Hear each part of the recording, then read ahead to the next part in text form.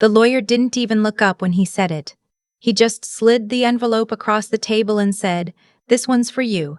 Your grandmother left specific instructions that it be opened last." My uncle laughed. Actually laughed. He said, "Knowing Mom, it's probably a recipe for her cornbread." Everyone at the table smiled, even me, a little. Because that's what we did in that family. We made everything smaller than it was. Especially her. I wish I had known what was inside that envelope before I let myself smile along with him. My grandmother raised me in a house that smelled like cedar and dish soap. Not the fancy kind, the yellow kind that came in a bottle shaped like a lemon. She bought it at the dollar store on Tuesdays, which was senior discount day, and she always took the long way home because gas was 3 cents cheaper on Morrow Street. I used to think she was just careful. That's what my mother called it, careful. My uncle called her something else. Not to her face, but I heard it plenty. He called her a hoarder of worry. Said she saved rubber bands and bread ties and spent more time clipping coupons than living. Said she never trusted anyone with money, including a savings account, which he thought was hilarious. "Grandma still keeps cash in a coffee can," he told his wife at Christmas one year. He said it the way people say things they think are endearing but aren't. Old-fashioned doesn't even cover it. She was sitting 10 feet away. She heard him. She just got up and refilled everyone's coffee. That was her whole life, in one gesture. Hear the insult. Keep moving. Fill everyone else's cup. My grandmother. I called her Nana, though her name was Dorothy, and she hated when people shortened it. Had been a bookkeeper for 31 years at a manufacturing company in Cincinnati. She retired the same week I was born. I grew up hearing that like it was a funny coincidence. What I didn't understand until much later was that she had planned it that way. She wanted to be available. For me. My mother worked 2 jobs when I was little. My father was not in the picture in any way that counted. So Nana was the one who walked me to school and packed my lunch and sat with me through every fever and every nightmare and every bad grade I was ashamed of. She also helped me apply to college. She drove me to 3 campus visits in her 2003 Buick that she'd owned for 19 years and maintained like it was a classic car. She sat in the back of every information session with a notepad and wrote down questions. Good questions. Specific ones.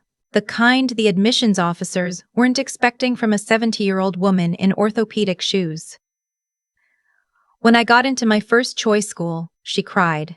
I mean really cried. The kind that surprised her, like she didn't know it was coming. She pressed her hand over her mouth and turned toward the window, and I pretended not to see because I knew she would be embarrassed. She paid for my first year. When I asked her how, she said she'd saved up. I said, "Nana, that's $50,000. She said, "I know what it is, sweetheart." I did the math. I thought she'd dipped into retirement. I thought she'd liquidated something. I didn't push because I didn't want to know if it had cost her more than she was letting on. I should have pushed. She died in March, 14 months ago. Lung cancer, though she never smoked a day in her life. The doctor said it was just one of those things, which is what doctors say when the universe does something it doesn't have a good explanation for. She was gone in 11 weeks from diagnosis to end. That's the part that still doesn't sit right inside me. 31 years of bookkeeping, 19 years with the same car, 50 years of careful, and then 11 weeks. I flew home from Portland, where I'd been living with my husband Theo. He's the one who drove me to the airport at 4 in the morning without being asked. He's the one who held my hand on the phone when the hospice nurse called. I want to say that clearly, because what comes later is about my family, and I don't want anyone to think I was alone in it. I wasn't alone. The funeral was on a Wednesday. My uncle flew in from Phoenix. His wife came with him, and their 2 adult sons, and everyone hugged and cried and said the right things. My mother was there, and she was wrecked, genuinely wrecked, because whatever else is true about their relationship, she loved Dorothy. She just didn't always know how to show it in the ways that counted. The reception after was at my uncle's son's house, which was large and newly renovated and had a kitchen island the size of a small boat. People ate from trays and talked about Nana in the past tense, and I sat in a corner with a glass of water and waited for it to be over. The reading of the will was scheduled for the following Friday. My uncle's idea, he said it was practical. He said there was no reason to wait. I didn't say anything. I was too tired. The lawyer's office was on the 4th floor of a building downtown that smelled like printer ink and old carpet. There were 5 of us, me, my mother, my uncle, his wife, and his older son, who'd driven in separately and arrived 7 minutes late and didn't apologize. The lawyer was a small, precise man named Mr. Drummond. He had reading glasses on a chain around his neck and a folder in front of him that he opened without ceremony. The will itself was straightforward. My mother got the house. My uncle got the Buick and the furniture and the collection of ceramic owls that Nana had kept on the windowsill in the kitchen. There were some smaller items, a ring, a quilt, a set of china that went to specific people with notes attached. My uncle was pleasant through all of it, nodding, agreeable. He'd had some tension with Nana over the years, I knew that, mostly around money. He'd borrowed from her twice that I was aware of, and repaid her slowly, and there had been a fight about it that I only knew about from my mother's second-hand account. But in that office he was gracious. He said the ceramic owls were exactly what she would have wanted him to have. He said it like he was moved. Mr. Drummond closed the main folder and picked up a smaller envelope from the side of the desk. It was sealed, with my name written on the front in Nana's handwriting. Her handwriting was always perfect. She'd had beautiful penmanship, the kind they used to teach with rulers. "Your grandmother left this to be read aloud only if you wished," Mr. Drummond said. "Or you may take it privately." My uncle said, "Oh, go ahead. We're all family." I opened it. Inside was a single folded page and, beneath it, a card with the name of a bank I didn't recognize, and an account number and a phone number handwritten beneath it. I read the letter to myself first. It said, "Sweetheart, I have been saving something for you since the day your mother brought you home. I didn't tell you because I didn't want you to wait for it. I wanted you to build things yourself, and you did. Whatever is in this account is yours to do with as you choose. I only ask that you don't let anyone make you feel like it is less than it is. It is not less than it is. I love you more than any number. Nana." My uncle said, "What does it say?" He wasn't asking rudely, he was just asking. Like he had a right to. I folded the letter. I said, "It's personal." He smiled and said, "Fair enough." Then he nodded at the card. "What's that? A bank account?" "Oh, one of her old accounts?" He waved his hand, the way he did when something was less interesting than he expected. "She had a few of those. Probably a few $100, knowing Mom." His wife touched his arm, not to stop him. Just a reflex. My mother looked at me. She didn't say anything. She just looked. I put the card in my coat pocket and I didn't open it at the table. I didn't call the number in the lawyer's office or in the parking lot or on the drive back to my mother's house. I put it in my coat pocket, and I left it there, because I think some part of me knew that whatever was in it would change something, and I wasn't ready for things to change yet. I was still in the part of grief where everything is very still.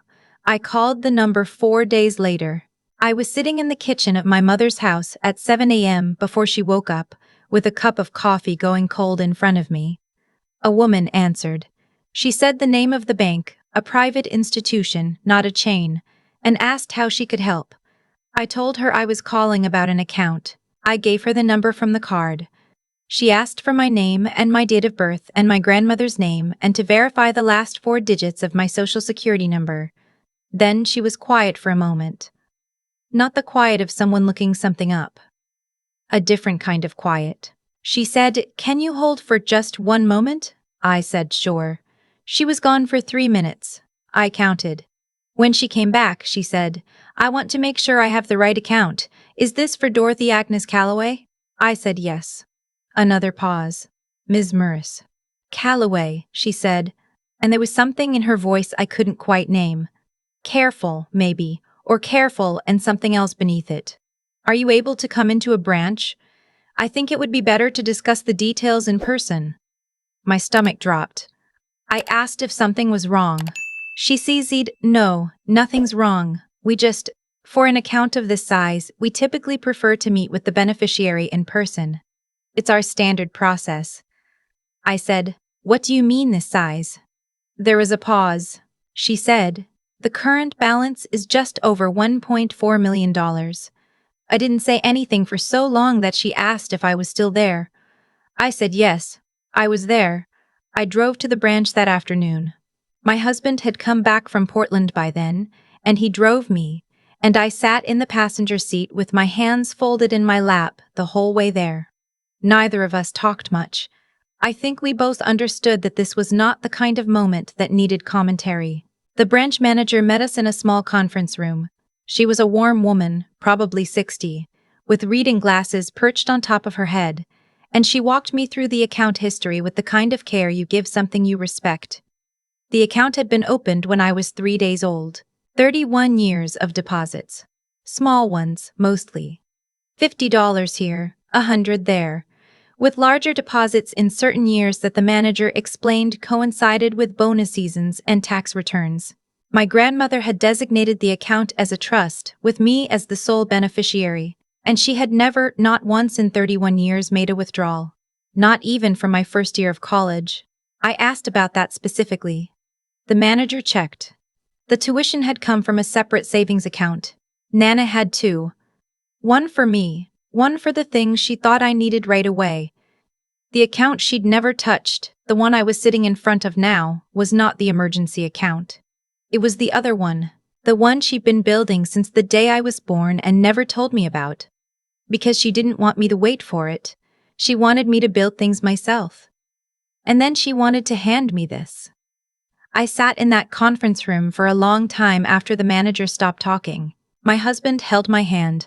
I kept thinking about the lemon-shaped dish soap, the long way home to save 3 cents on gas, the notepad at the college information sessions, the ceramic owls. I kept thinking about my uncle waving his hand. Probably a few $100, knowing Mom. I did not call my uncle that day. Or the next day. I talked to Theo. I talked to my mother, who cried in a way that I hadn't seen her cry before. Not grief this time, but something more complicated. Gratitude and guilt and something else she couldn't name either. She said, "I knew she saved. I didn't know she saved like that." I asked if she had any idea. She said she never talked about money, you know how she was. I did know. She'd never talked about it the way my uncle talked about it. Loudly, casually, as the measure of things. She just did things. She showed up. She filled the cup. My uncle found out 2 weeks later. I don't know how. Word moves in families the way water moves in old houses, through cracks you didn't know were there. He called me. He was not unkind, exactly, but there was something in his voice, a recalibration, like he was doing math in real time.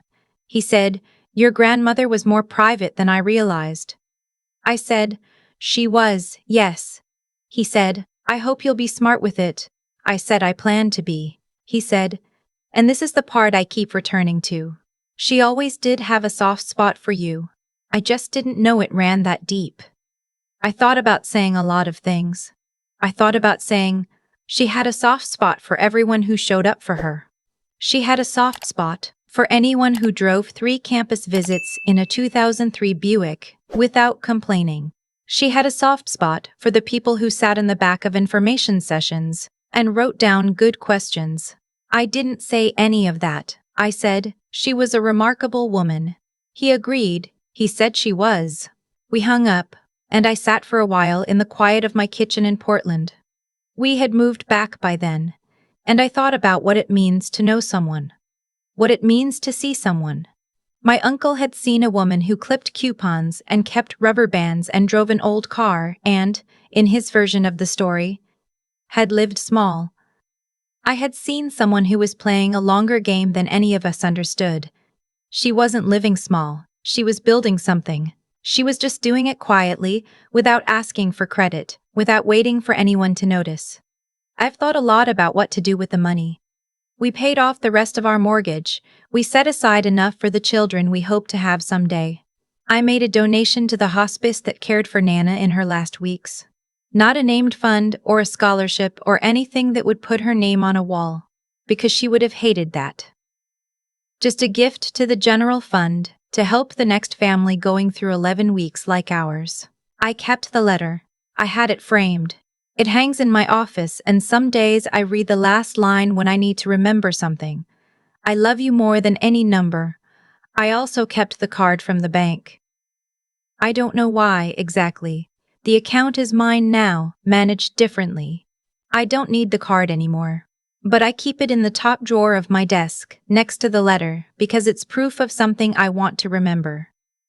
Not the amount, not the number. The 31 years, the $50 deposits, the separate account for the things I needed right away, the plan she made the week I was born, and kept for 3 decades without ever saying a word. People talk about love like it's something you feel, like it's an emotion that happens to you. My grandmother taught me that love, real love, the kind that outlasts everything, is something you do. Every week, quietly, without witnesses. She did it for 31 years. She did it in $50 increments and Tuesday discount days and long routes home for cheaper gas. She did it in a way that asked nothing of me. Not gratitude, not acknowledgement, not even knowledge that it existed. She just did it. And then she was gone, and the letter was there, and the number was there, and I was sitting in a branch manager's office holding my husband's hand, finally understanding what she'd been saving for. Not a rainy day. Not an emergency. She'd been saving it for me to be free.